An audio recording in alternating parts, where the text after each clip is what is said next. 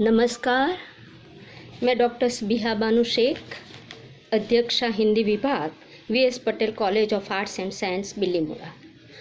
आज मैं आपके सामने हिंदी साहित्य के इतिहास के काल विभाजन, उसके प्रमुख आधार तथा नामकरण के औचित्य के संदर्भ में कुछ चर्चा करना चाहूँगी।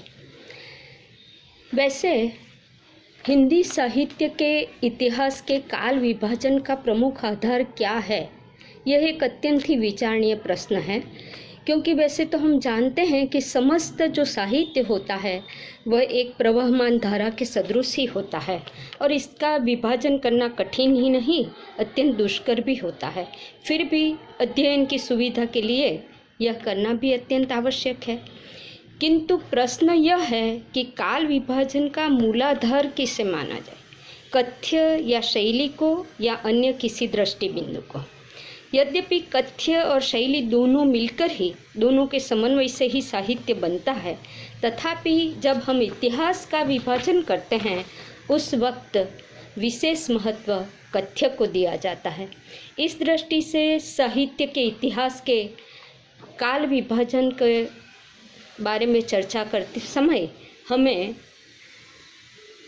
उसकी समय सीमा रेखा, प्रवृत्ति विशेष, ग्रंथ परंपरा, व्यक्ति विशेष जैसे प्रमुख आधारों को दृष्टि समक्ष रखना पड़ता है।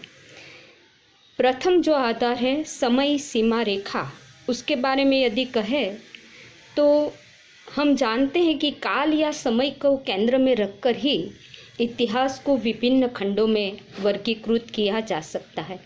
इस दृष्टि से किसी भी भाषा या साहित्य के इतिहास को आदिकाल, मध्यकाल और आधुनिक काल जैसे 3 भागों में विभाजित किया जा सकता है। दूसरा आधार है प्रवृत्ति विशेष। प्रत्येक काल में कोई न कोई एक प्रवृत्ति प्रधान होती है और अन्य प्रवृत्तियां गौण रूप में दिखाई पड़ती है। अतः प्रवृत्ति की प्रधानता को लक्ष्य में रखकर काल विभाजन या नामकरण किया जा सकता है। हिंदी साहित्य के अंतर्गत इसी दृष्टिकोण को अपनाया गया है। जब काल विभाजन किया गया तब उस युग की प्रवृत्ति विशेष को विशेष महत्व यहाँ पर दिया गया। तीसरा आधार है ग्रंथ परंपरा। कभी कभी किसी एक काल में अमुक प्रकार के ग्रंथों की प्रधानता पाई जाती है। एक ही प्रकार के ग्रंथों की प्रचुरता को देखकर काल का नामकरण इस आधार पर किया जा सकता है। हिंदी के आदिकाल में रासो ग्रंथों की प्रधानता दिखाई देती है और इसी कारण कुछ विद्वान उसे रासो काल कहने के लिए भी प्रेरित हुए। उत्तर मध्यकाल में रीति ग्रंथों की प्रधानता और उसके आधिक्य को देखकर आचार्य रामचंद्र शुक्ल ने उसे रीतिकाल नाम से अभिहित किया। चौथा आधार है व्यक्ति विशेष के आधार पर। जब कोई कवि या लेखक अपनी प्रतिभा के बल पर अपने समकालीन लेखन तथा लेखकों को प्रभावित और प्रेरित करता है और अपने साहित्य में अपने युग को साकार करता है, तब काल का नामकरण उस प्रतिभा के नाम के आधार पर किया जा सकता है। इस प्रकार साहित्य के इतिहास के काल विभाजन एवं नामकरण के लिए विविध दृष्टिकोणों को अपनाया जा सकता है। हिंदी साहित्य के इतिहास का काल विभाजन करते समय विद्वानों ने विभिन्न दृष्टिकोणों को अपनाया, उसका सहारा लिया। इनमें आचार्य रामचंद्र शुक्ल का नाम प्रधान पंक्ति के प्रथम इतिहासकार के रूप में लिया जा सकता है। उनके इतिहास की विशेषता यह है कि सर्वप्रथम उन्होंने समय के आधार पर इतिहास को 4 खंडों में विभाजित किया और बाद में उस युग की प्रवृत्ति के आधार पर अलग से उनका नामकरण किया। उनका कहना है कि जिस काल खंड के भीतर किसी विशेष प्रकार की रचनाओं की प्रचुरता दिखाई पड़ती है तो उनका नामकरण उन्हीं रचनाओं के आधार पर किया जाना चाहिए। इस दृष्टि से शुक्ल जी ने हिंदी साहित्य को 4 विभागों में विभक्त किया। नंबर 1 आदिकाल अथवा तो वीर गाथा काल, जिसका समय है संवत 1050 से लेकर 1375 तक का। दूसरा है पूर्व मध्यकाल अर्थात भक्ति काल, जिसका समय है 1375 संवत से लेकर 1700 विक्रमी तक। तीसरा उत्तर मध्यकाल अर्थात रीति काल, जिसका समय है संवत 1700 से लेकर संवत 1900 तक का। चौथा आधुनिक काल अथवा गद्य काल, जिसका समय है 1900 से लेकर अब तक का। आचार्य शुक्ल के बाद अधिकांश इतिहास लेखकों ने शुक्ल जी के ही मानदंड को अपनाया। डॉक्टर रामकुमार वर्मा, हजारी प्रसाद द्विवेदी, आचार्य विश्वनाथ प्रसाद मिश्र जैसे प्रमुख विद्वानों ने आचार्य शुक्ल के अनुसार ही काल विभाजन किया, किंतु कालों के नामकरण एवं समय निर्धार के विषय में उनमें मत वैभिन्न दिखाई पड़ता है। डॉक्टर रामकुमार वर्मा ने आदिकाल को 2 खंडों में विभाजित कर दिया, संधिकाल और चारण काल। संधिकाल का समय संवत 750 से 1200 तक का उन्होंने निर्धारित किया। शेष कालों का शुक्ल जी के अनुसार ही स्वीकार किया है। आचार्य हजारी प्रसाद द्विवेदी ने अन्य प्रवृत्तियों की प्रधानता की ओर संकेत करते हुए आदिकाल को वीर गाथा काल न कहकर प्रारंभिक काल कहना अधिक उचित समझा। उनके मतानुसार इस काल में वीर रस की प्रधानता तो अवश्य है, पर सिद्ध और जैन साहित्य का प्रणयन भी प्रचुर मात्रा में हुआ है। हम उसे नकार नहीं सकते, इसलिए इसे केवल वीर गाथा काल कहना उचित नहीं है। डॉक्टर पंडित राहुल सांकृत्यायन ने इस काल में सिद्धों की वाणी और सामंतों की स्तुति का आधिक्य देखकर उसे सिद्ध सामंत काल अथवा सिद्ध सामंत युग नाम से अभिहित करना अधिक उचित समझा।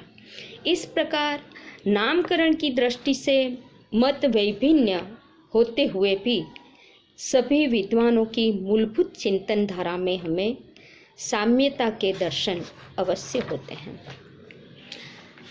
आचार्य रामचंद्र शुक्ल जी के इतिहास की सबसे बड़ी विशेषता यही रही है कि सर्वप्रथम उन्होंने प्रत्येक काल की प्रधान प्रवृत्तियों का विशद विवेचन किया और बाद में उस काल की गौण प्रवृत्तियों का परिचय देते हुए फूटकर कवियों की रचनाओं का भी उल्लेख किया। उनके द्वारा किया गया कालों का नामकरण सर्वथा सार्थक और तर्क संगत है। आदिकाल को छोड़कर अन्य कालों के नामकरण के संबंध में विद्वानों में कोई विशेष मतभेद नहीं दिखाई देता। इस काल में जैन और सिद्ध साहित्य प्रचुर मात्रा में मिलता है, उसके सामने वीर रस की प्रवृत्ति जैसे गौण दिखाई पड़ती है। अतः किसी एक प्रमुख प्रवृत्ति के अभाव में इस काल को आदिकाल कहना ही अधिक समीचीन है। भक्ति काल को सभी ने एक स्वर से भक्ति काल ही स्वीकार किया, क्योंकि इस समय खंड के अंतर्गत भक्ति की प्रवृत्ति ही प्रधान और सर्वव्यापी रही। इस काल की रचनाओं में सगुण और निर्गुण भक्ति का चरम विकास हुआ। भक्ति की सर्वव्यापी धारा से सारा देश आप्लावित हो उठा। भक्ति काल को हिंदी साहित्य का स्वर्ण युग माना गया। उसके बाद आता है उत्तर मध्यकाल अथवा रीति काल। इस युग में रीति या लक्षण ग्रंथों की प्रधानता को देखकर शुक्ल जी ने इसे रीति काल नाम दिया।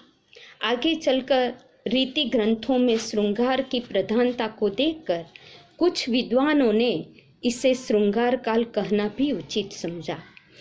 इस युग के भूषण जैसे वीर रस के प्रमुख कवि भी श्रृंगार के प्रति अपने मोह को त्याग न सके। आगे चलकर शुक्ल जी ने भी विवश होकर इसे श्रृंगार काल कहना स्वीकार किया। इस युग में हुई अलंकरण की प्रवृत्ति की प्रधानता के आधार पर कुछ विद्वान इसे अलंकार काल या कला काल की संज्ञा भी देते हैं। आधुनिक काल में गद्य के विविध रूपी विकास को देखकर आचार्य शुक्ल ने इसे गद्य काल नाम दिया। इस युग में गद्य की विभिन्न विधाओं का उद्भव और विकास दिखाई देता है। हजारी प्रसाद द्विवेदी भी इसी मत के समर्थक रहे। शुक्ल जी ने इस युग को गद्यखंड और पद्यखंड जैसे दो भागों में विभाजित किया। अधिकांश विद्वान इन्हें भारतेंदु युग, द्विवेदी युग, शुक्ल, प्रसाद और प्रेमचंद युग के नाम से जानते हैं। काव्य क्षेत्र में द्विवेदी युग के पश्चात छायावाद, प्रगतिवाद, प्रयोगवाद जैसे युग आए। गद्य और पद्य दोनों की आधुनिक प्रवृत्तियों के प्राधान्य को देखकर इस काल को आधुनिक काल कहना ही अधिक उचित है। अलबत्त आचार्य रामचंद्र शुक्ल और हजारी प्रसाद द्विवेदी द्वारा प्रस्तुत किए गए काल विभाजन को ही अधिक वैज्ञानिक और सार्थक माना जा सकता है, क्योंकि इनके पीछे कुछ निश्चित आधार है। इसीलिए इन दोनों के काल विभाजन को ही व्यवस्थित और उचित कहा जाना चाहिए। यही है हिंदी साहित्य के इतिहास के काल विभाजन, उसके आधार और उसके औचित्य के बारे में कुछ जो सामान्य मत है वो मैं आपके सामने रख रही हूँ। अस्तु, थैंक यू।